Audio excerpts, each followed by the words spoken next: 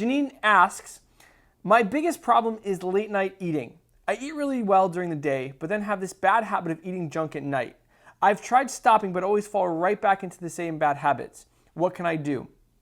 Janine, if you have a problem with late night snacking, here's the most common advice I usually give to people. First, like with any bad habit, including late night snacking, you have to first gain a little bit of self-awareness. Self-awareness is key whenever you want to change behavior. So you want to ask yourself, what do you get out of late night snacking? Like once you eat whatever you're eating at night, what do you get out of it? I know, yeah, maybe the food tastes yummy, yeah, maybe you crave it and you're satisfying the craving, but go a little bit deeper than that. So here are a couple different options that it might be, just for food for thought.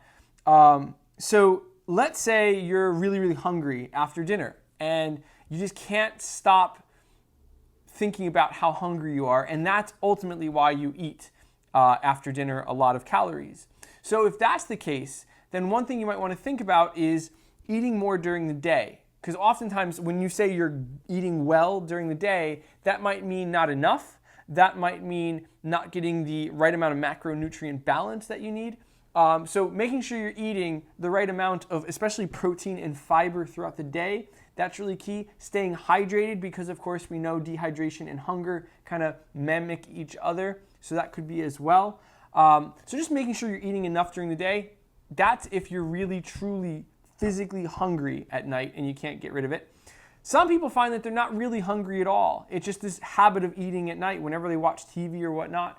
So if that's the case, ask yourself, why then are you doing it? If you're not really hungry, why do you do it? Is it because the food's available? If the food's available, then the key is to make it not so available. So if you eat ice cream or something bad at night that you want to cut down on, the key, and I know it's going to sound very simple, is just to not buy it. But here's also the key: you need to replace it with something healthier, because when you have this habit of eating something at night, it becomes really hard to break.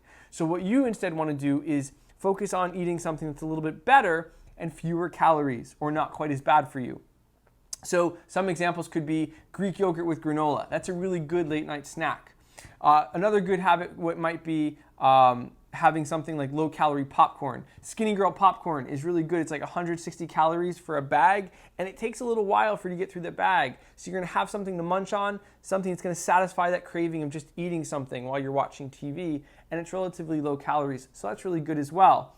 Sometimes we eat for boredom, because we're bored. And if it's because you're bored, then you have to ask yourself, okay, what else could I do that I would look forward to that's not eating, but it's also something that is enjoyable? So it could be, watching your favorite show, but if you tend to pair food with watching your favorite show, maybe that's not the best thing. Maybe you're already doing it. So maybe it could be reading at night. Whenever you feel hungry, you go upstairs and you read before bed.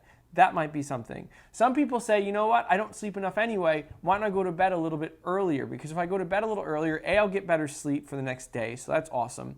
And 2, I'll have less time to think about food. So it'll be healthier and I won't eat as much.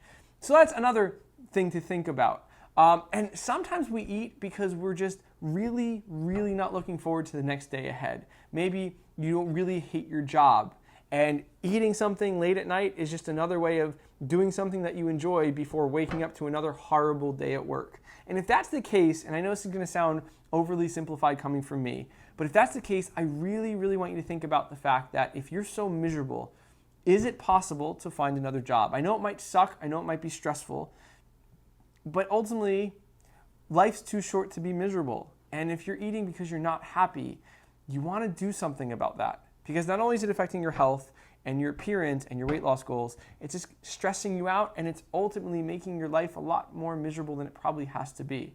So if it's work, do something about it, right? There's a quote, you're not a tree, you can change and you can move. Do something about it if possible. So Janine, I hope that gave you some ideas. Ultimately, the key is having the self-awareness to say, here's what I get out of late night snacking. And once you understand why you do it, you'll be able to fix it.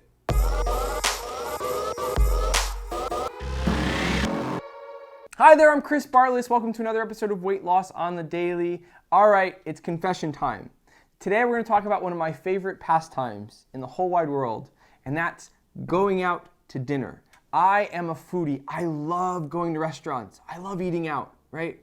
But if we're not careful, eating out can jeopardize our health, fitness, and weight loss goals because it's easy to consume upwards of 2,000 to 3,000 calories in one sitting. So today what I wanted to do is give you some tactical strategies so that you can enjoy eating out without sacrificing your goals. So it all starts with planning out what you're going to do before you get to the restaurant. So going online, looking at the menus, and planning out everything you're going to eat and drink before you get there. Because as they say, failing to plan is planning to fail. So that way you won't go to the restaurant and look at the menu and wonder, because when you do that, you start making bad choices and you start getting tempted by all those delicious sounding words that are on the menu. So plan out what you're going to have before you even get there. Also, a common thought is save your calories for when you go out to dinner. So don't eat a lot during the day. That's a bad strategy.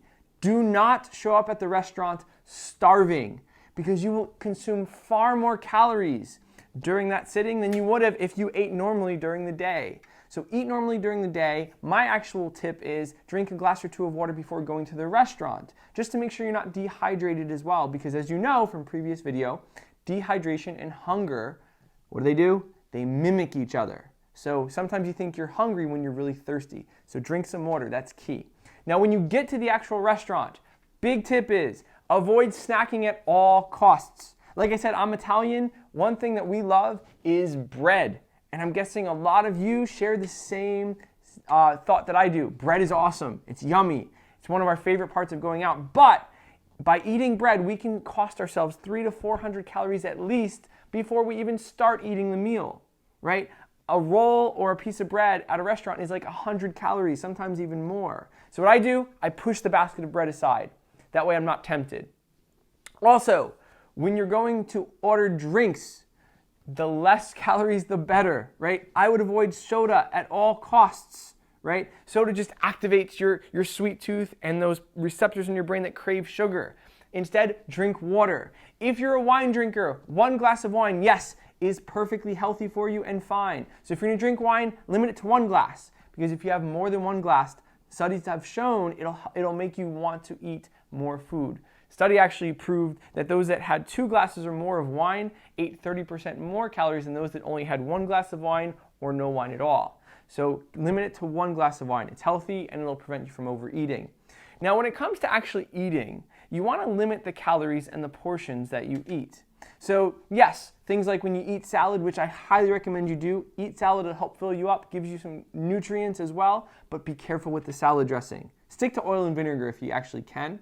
But when it comes to the entree, we all know plate sizes have grown astronomically in the last 20 years or so, right? Because they just fill up a huge plate with the pasta or the meat, whatever you order as an entree. So one thought is, rather than order one entree, order 2 appetizers as your main meal. Because appetizers come kind of pre-portion controlled out for you, right? They have them in smaller plates and you have more of a variety to eat. So maybe you want to think about ordering 2 appetizers instead of 1 entree.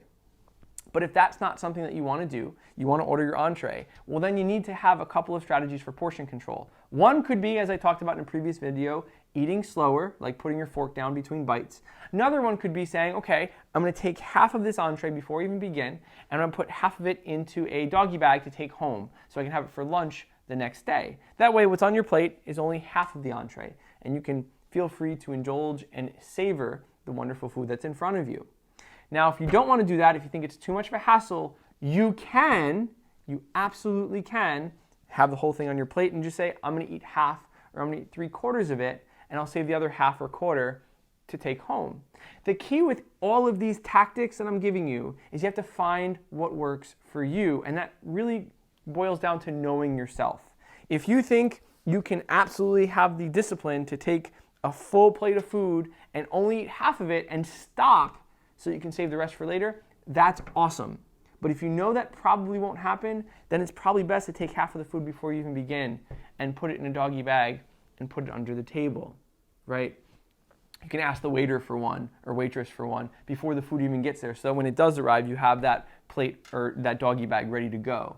Same thing with the bread. If you say, Chris, I really love bread, I'm not giving them up. Okay, great. You can have 1 slice of bread, but then you have to say, well, is it going to be enough? Because when I eat 1 piece of bread, No matter what, I usually find the bread on the table and I eat more. But if I don't eat any bread, I'm less likely to crave it, right? Those receptors aren't activated, right? Usually what I'll do with the bread is I'll tell the waiter or waitress to take it away. I'll say like we have a gluten allergy or something, and they'll be happy to just move on and not give us the bread. The key is just to know yourself. And then finally, of course, I'd be remiss talking about eating out without discussing dessert. When it comes to dessert, some people love dessert. I don't, actually, but if you are a big dessert person, you also want to be very careful. And yeah, I can tell you order the fruit instead of the chocolate. Whatever, that'll probably go in one ear out the other. And I know if you tell me to avoid certain carbs, I'll tell you to go fly a kite. So if you're telling me that right now into the computer, here's what I would recommend instead. Have your chocolate or whatever, but order one dessert and split it with a few people. So you can have your 3 or 4 bites to satisfy your sweet tooth and your craving. You'll get the taste, but you won't overeat. So those are my tips. I hope they've helped you out. The key is to find strategies that will help you enjoy eating out without overdoing it. They do exist. It just takes some trial and error.